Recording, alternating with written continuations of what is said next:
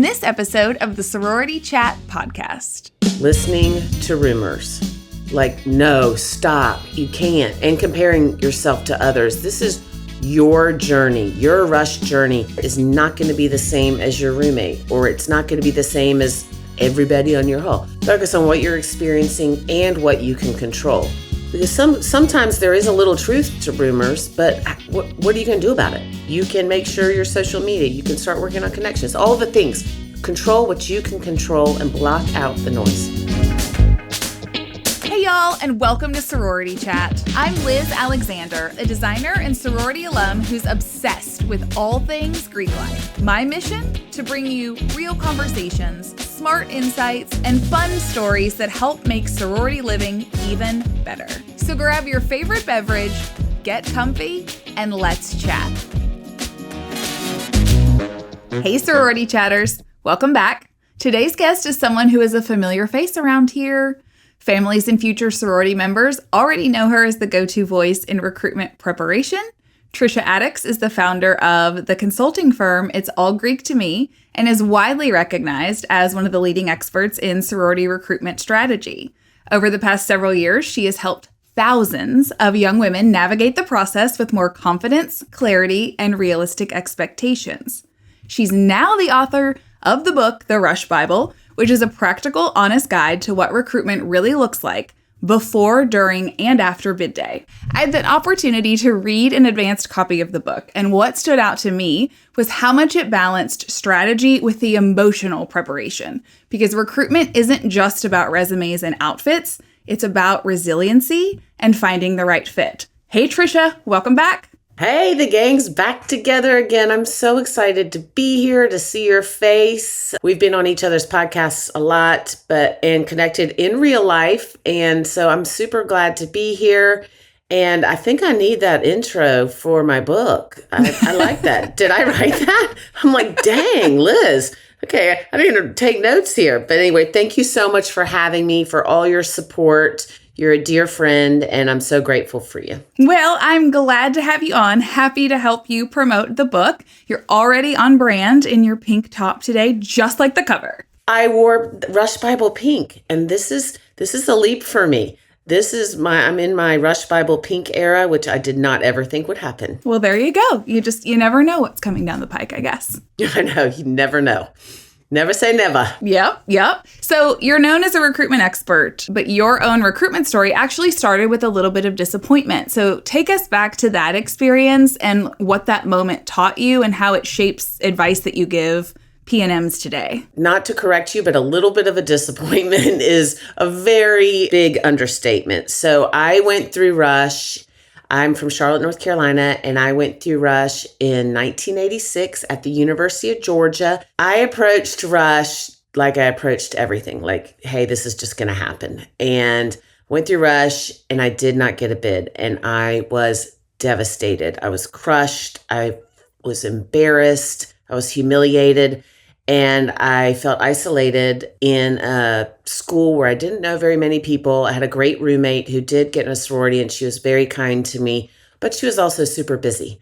So with her sorority stuff. So it was a hard time, again, an understatement. And when I went back through Rush my sophomore year, I pledged my first choice, Chi Omega, but those feelings stayed with me, and they've been with me since that time. I was 18 years old. I'm 58 now. So that's a really freaking long time.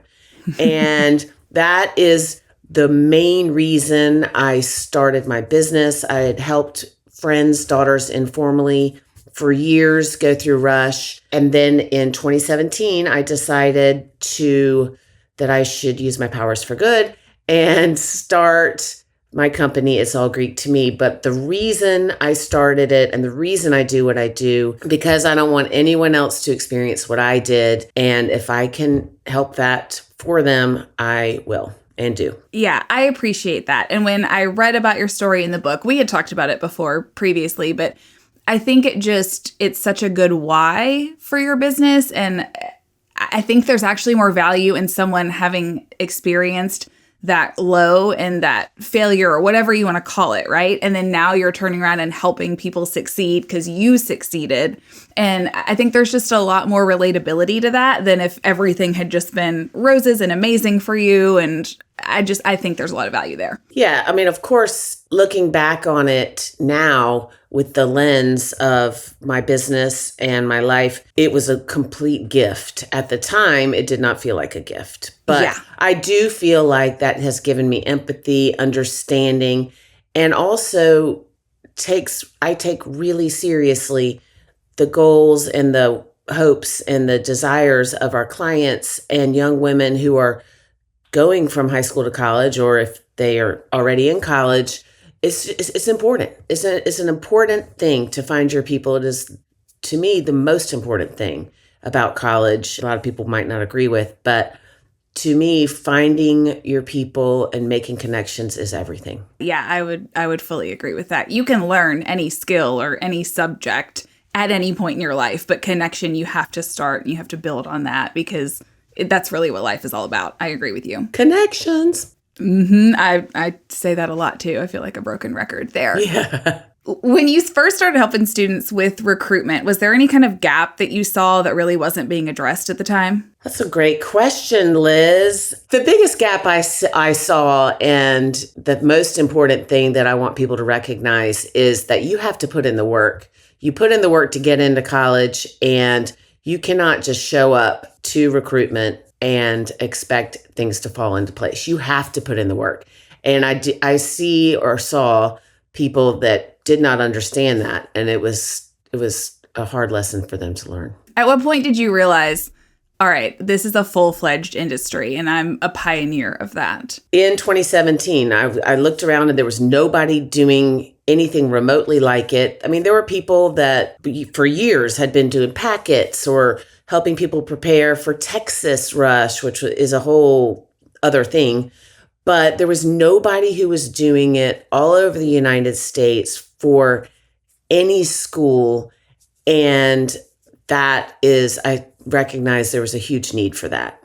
Sort of like college counseling. Obviously, school counselors are doing God's work and they're so necessary, but the rush counselors that work with you during rush week, but there was nobody to help prepare and get you ready for rush week. And so that's where I came in.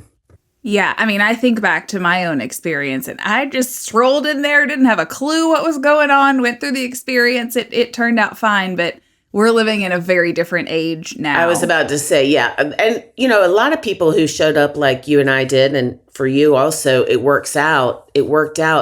It's really hard for that to happen now just because the resumes I see are insane. I mean, these girls have got it going on. I mean, I had a 2.6 from high school going to Georgia. I wrote Go Dogs on my application and I got in.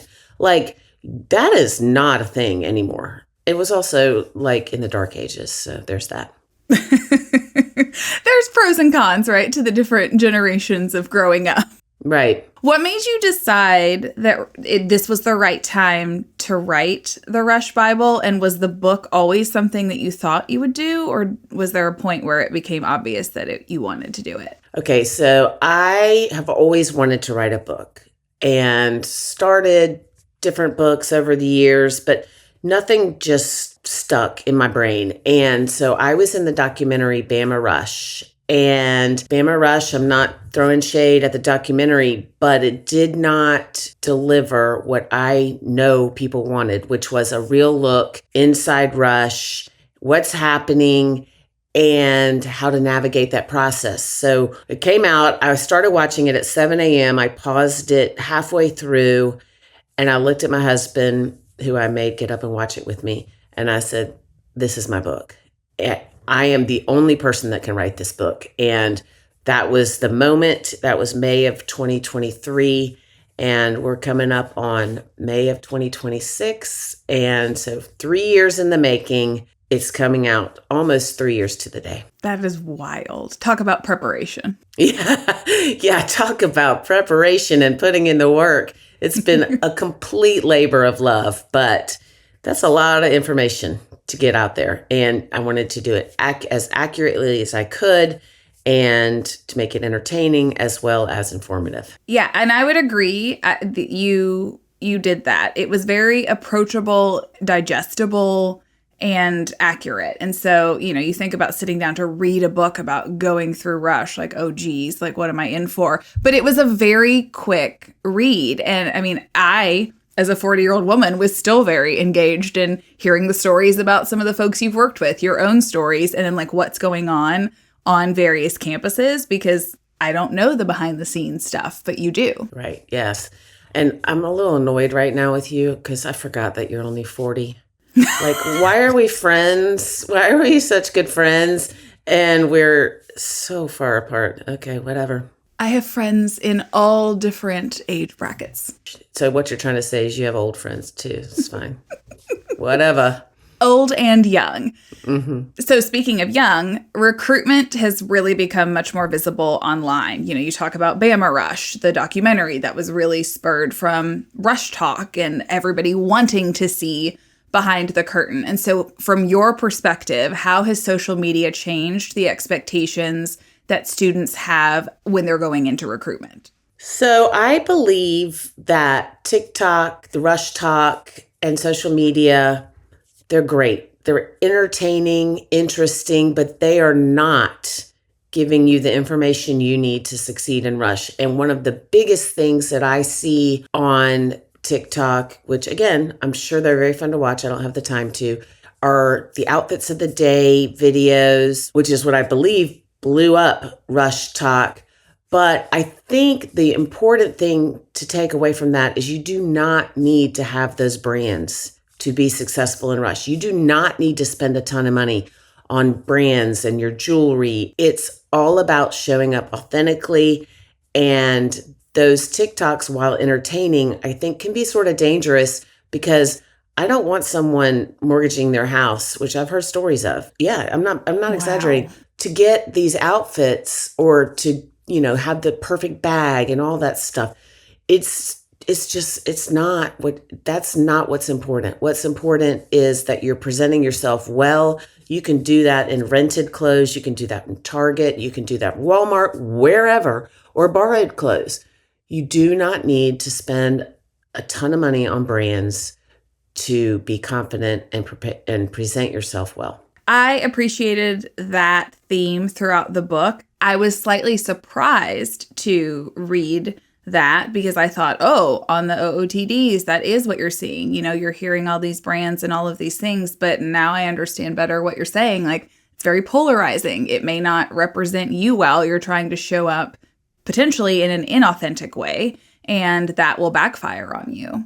Yes, it will. It'll backfire on. And if you are trying so hard to fit in that way, that's going to come across very clearly when you're in Rush, as opposed to if you show up and you don't have to say, all I can afford is Walmart, whatever. You don't have to say that. But if you feel good, you haven't mortgaged your house, you're not in debt because of Rush, and that's extreme, but it's, I've heard of it. If you show up and you're confident in your preparation and that you look the best you can look in clothes that fit, that's really all that matters. Yeah, I agree.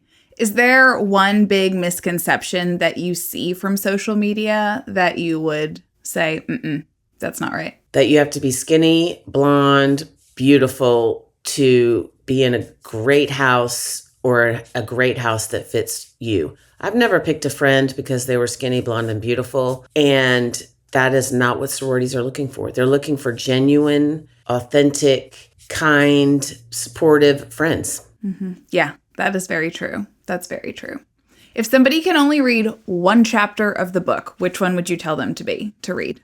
Rejection is redirection. That chapter is all about falling in love with your plan B and knowing that it doesn't diminish your worth if you get cut from one certain sorority. I hope I'm quoting the right chapter, but I mean, that is the one that I think is crucial to read. Okay. Yeah, that's a good one. That's a good message in general in life, I think, too. One thing I noticed when I was reading the book was how much emphasis that you put on preparation months before recruitment. So talk a little bit about why that like long runway and timeline is so important to walk in ready. So I used to say back when I started my business, I used to tell my clients, just enjoy your senior spring. It's such a special time. La, la, la, la. Yeah, no. I mean, yeah, I still want you to enjoy your senior spring, but you got to start making connections. You've got to be organized. You've got to get your social media up to par months ahead of time so that when it does come time for like the hardcore prep, you're ready to go. So you need to get some things in place months ahead of time and then start working on conversation prep, outfits, all the things that you need to do in the summer. I mean, again, still enjoy your senior spring, but there are some things you need to get into place. And you can start doing that as early as your junior year in high school.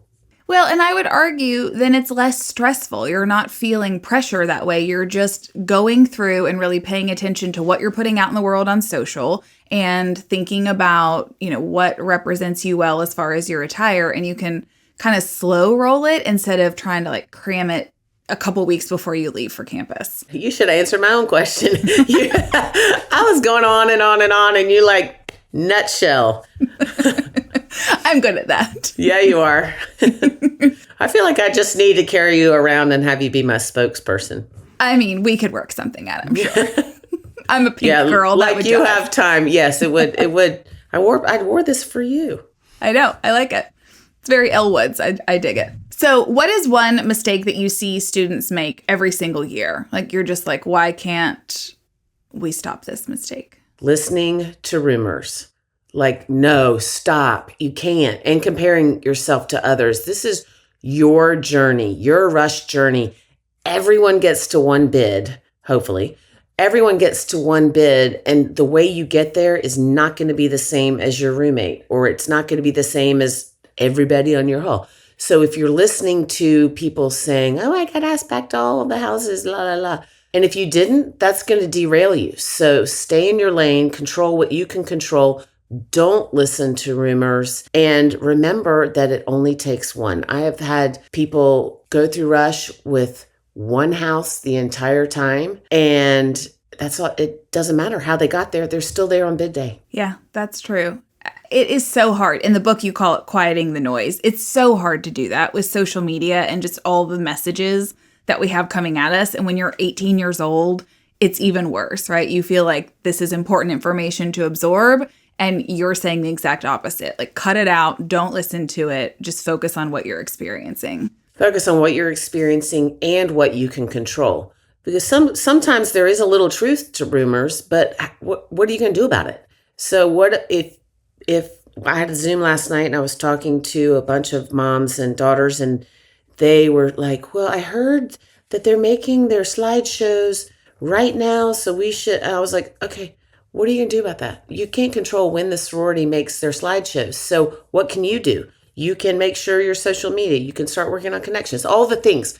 Control what you can control and block out the noise. Yeah, but we tend to get hyper fixated on the thing we can't control and just spiral on it. Yes, that is what I see. Like, to answer your question in a very long-winded way, that is what I see every year. It's really hard to do. I'm curious, what matters more? Like, is it the resume? Is it your personality? Is it how you present yourself? I understand the combination of it equals success, but if you had to highlight one thing, what do you feel like sets a PNM apart the most? Being able to listen and engage. Ooh, that's good. That's why I'm here. No, being able to listen and engage will set you apart. I mean, I get a lot of concerned parents calling me, and they're like, wait, my daughter's really shy and she's not the bubbly, like if a room was filled with a bunch of bubbly, loud extroverts, then no one would hear each other. So it takes all types, being authentic, but really being able to listen to the person you're talking to and engage in a meaningful way. That is all that matters. Yeah, that is so true, because then you're building that connection that you were talking about at the beginning, and you're getting a good foundation instead of being the one blabbering the whole time. Right. How can parents support their daughters without making them feel even more pressure than they already do? 100% just go dark with your friends, unless your friends don't have daughters going through Rush. Have a support squad that this is for the parents and for the daughters. But the only way that I feel, and I'm not trying to tell anybody how to parent, but I am trying to tell people how to act during Rush Week because I have seen it all, is to love and support. Don't question. So if your daughter calls you and she's devastated that she got cut from Kappa, the question you do not ask is, well, what did you say when you were in there? And instead, I'm so sorry that you feel like this, but let's just move forward. What do you have left? Let's not strategize. Oh my God, I can't believe I just said that. That's what I would say. No, do not strategize with your daughter. Just support and love. That's it. No advice, no strategy. I was thinking from my point of view, so make sure you don't do that. Just support and love and tell them over and over again that this does not define them. This process does not define them, because it doesn't. It does not. But speaking of defining, how can women define success in recruitment beyond just joining a chapter? Do you work with them on what success looks like in their mind's eye? Other than just getting a bid, success looks like understanding your why you showed up, what you want in a sorority, and finding your fit. Success does not look like getting into, quote, top houses. It does not look like you're going after the next shiny thing. Success is understanding that finding your people, whoever they may be, and being able to show up authentically, that is success, other than just getting a bid. What are some of the reasons that your clients tell you that they want to join a sorority?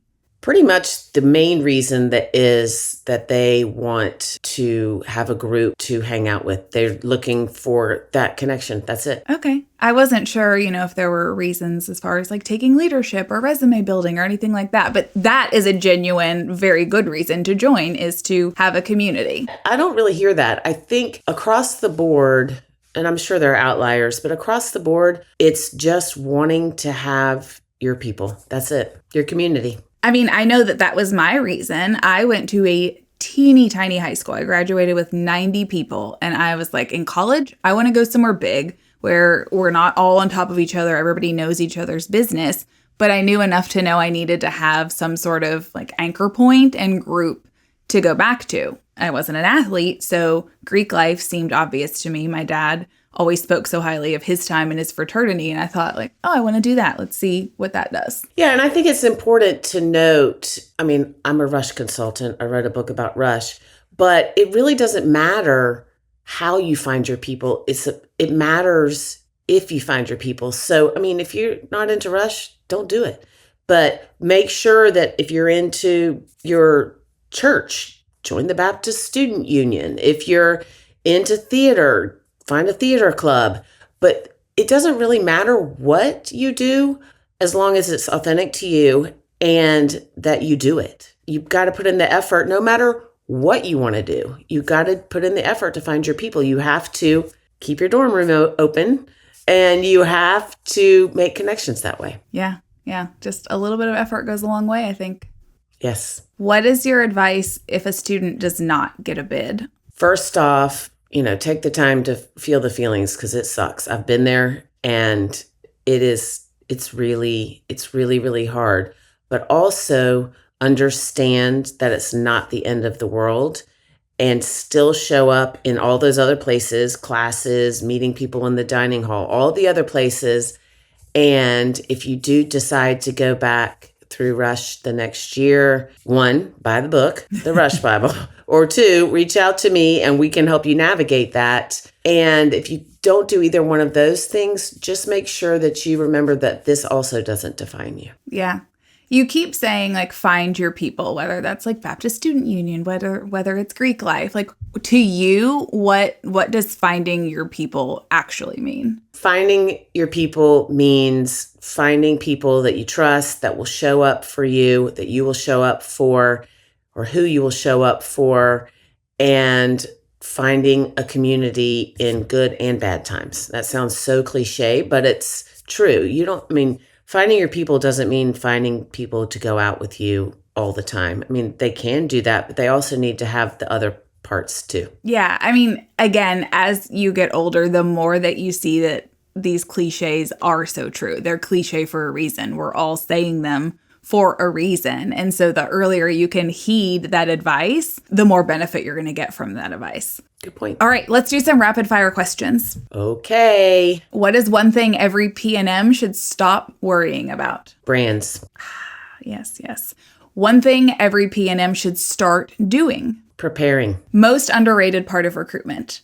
Connecting with people going through recruitment with you. Like as far as other PNMs? Other PNMs, making those friendships. And even if you don't end up in the same sorority, you have those friendships. And it's sort of like being on Survivor. You know, you're forged in fire. So you are really going to connect with the people in your hall and in your rush group. Dare I say trauma bonded? Yeah, you said it, not me. In a good way. In a trauma bonded in a good way. That is the biggest.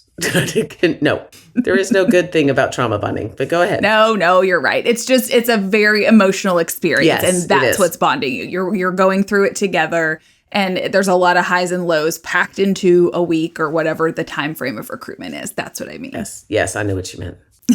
Last one, best advice for someone walking into day one of recruitment.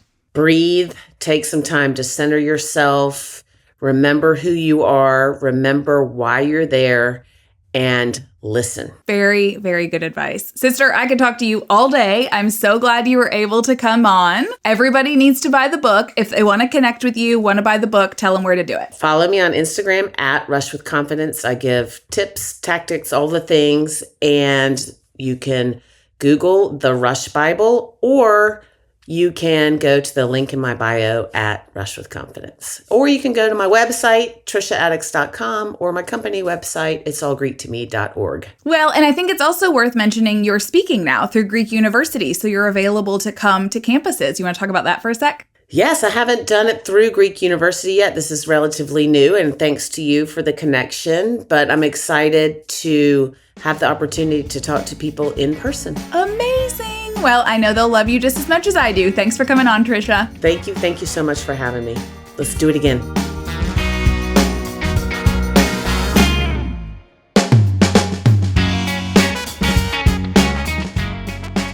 Welcome to Liz's House Hot Takes. This is where I take the lessons I've learned over the last 16 years of designing Greek houses and offer you my pro tips.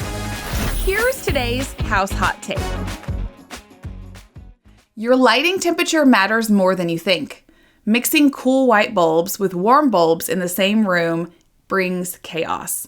Pick a consistent, warm tone for your light bulbs without too much of a yellow undertone. You're going to be shooting for around 3000 K, and stick to it throughout the entire house. Instant cohesion from room to room is what you will get as a result, and happier people when they're in those rooms. Thanks for listening to another House Hot Take. For more inspiration, check out the PDR Interiors Instagram or TikTok. I'm Liz Alexander, and this is the Sorority Chat podcast. Catch you next time.